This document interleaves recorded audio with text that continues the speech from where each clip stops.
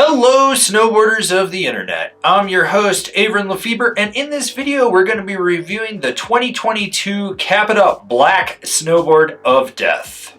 This board features Capita's Alpine V1 profile, which is a very micro reverse camber. It's rocker, flat section, camber, then more rocker in the tail. What this is going to do is give you that load and pop of traditional camber underfoot, but basically you're going to end up with a little bit ease of entry in and out of turns at the front of the board, as well as more optimal powder float from that rocker section that's way out in the nose or the one in the tail. This board is available in 156, 159, 162, 157 wide, 161 wide, 165 wide, 169 wide. I rode this board at Copper Mountain on an overcast day, cooler temps, some wind, there was light snow falling, there was ice, chunder, frozen corduroy, fresh snow on top of the corduroy. I found pockets of knee to mid-thigh deep powder, and I rode it with my Rome Black Label bindings and my K2 Thraxis boots. Well, the big news for 2022 with the Black Snowboard of Death is they stiffened it right back up and turned it into a full-blown all-mountain freeride board.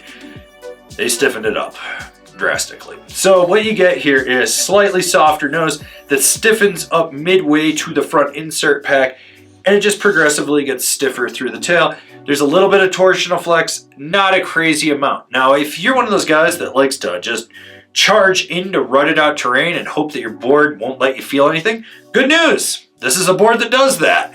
You'll get a little bit of chatter out the nose, and there is some resonation back under the front foot, but in really rutted out terrain, this thing just crushes everything in its path and wants to plow through it. You don't have to worry about whether or not you're going to feel anything because it just pushes through. It's a board that's lively and damp where it counts right underfoot. That's the big thing. Like, you can still feel this board flexing, doing what it needs to do, but any of that chatter, reverberation, or those big jarring effects that you feel in your ankles and knees completely dissipated by the time it hits the insert pack. I'm not saying you won't feel something, but for the most part, most of that shit is completely dissipated.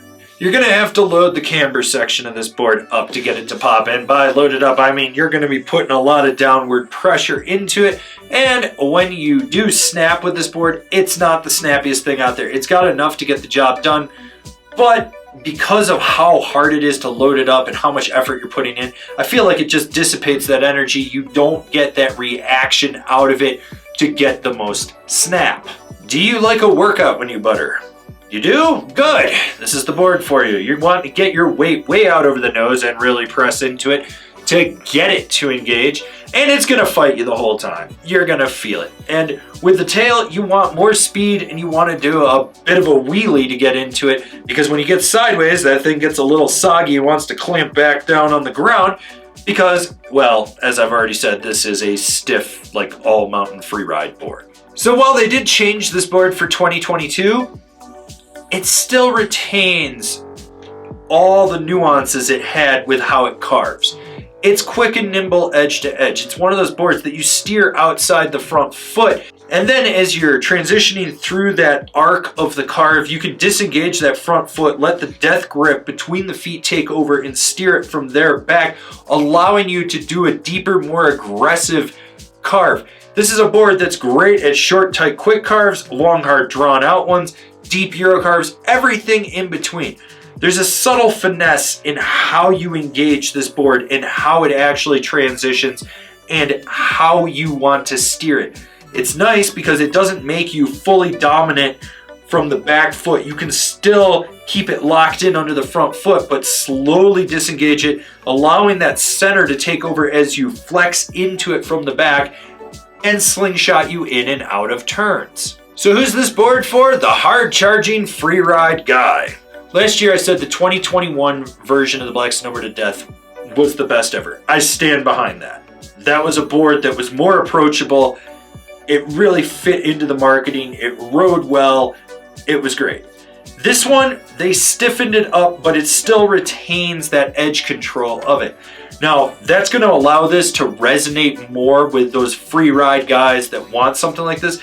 And I believe the reason that they stiffened this up is because they added the Mega Mercury. And in my opinion, the Mega Mercury kind of fills that void of the last year Black Snowboard of Death. I think that's going to be the type of person that goes to the Mega Mercury. This one's going to be more for the guy that's really charging hard and really just driving with it. Is this a bad board with the tweaks to the core? No, not at all. This is absolutely amazing for what it is. For me personally, it's too much board for what I would ride daily. It's just not what I would want to do, go out and grab and ride. There's nothing wrong with that. I know who this board's for. It's not for me, but it might be for you, and that's fine. Overall, still a very solid board, and it does what you want it to do, and it charges how you want it to do, and on edge, it is still absolutely phenomenal. Comparable boards: the Jones Ultra Flagship, the Ride Berserker, the Nitro Pantera.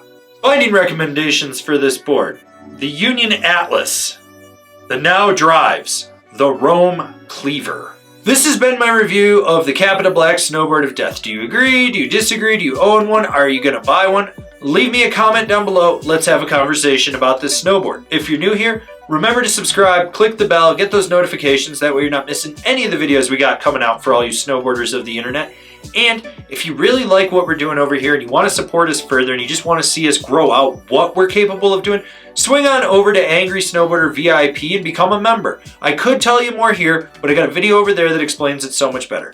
As always, I've been your host, Avran LeFeber, and I'll see you in another video.